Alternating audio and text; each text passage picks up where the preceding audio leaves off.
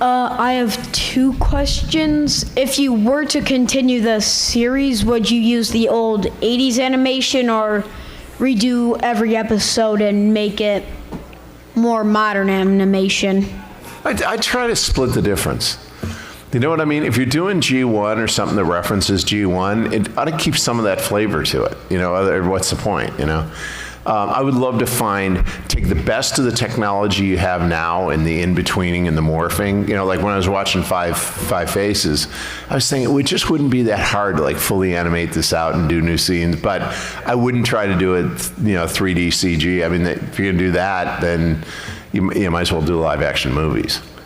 Yeah, so you'd want to, I think there's a lot to be said for the old 2D look, and I think we're discovering it. We've had this love affair with CG, but there's something, you know, the 2D look, and from an animation, this gets really boring, so I won't talk that much about animation here, but the 2D animation look did certain things really well. It really defined characters. The characters were designed to look like that, and they were very iconic. And animation works best in that way when it's iconic. If that makes sense. Okay, and the other question is, besides Unicron, who do you think is the most powerful Transformer from Generation 1? Well, certainly properly used, probably you take your pick, Megatron or Galvatron's gun. And you know, that's what we're trying to show. That would be like Thor's hammer of the Transformer universe.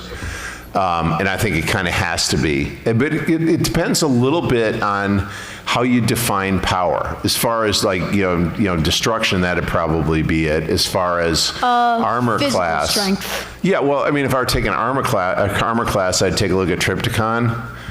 You know, but he's not fast. You know, he's not necessarily a fast attack thing. I'd take any one of the jets, you know, for those purposes.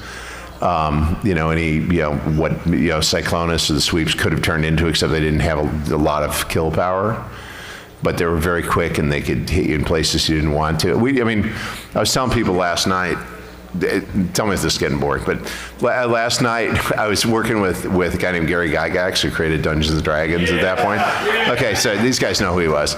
And so we were doing D&D stuff. One day I took up a bunch of Transformers and Joes up to they have a big mansion in Beverly Hills.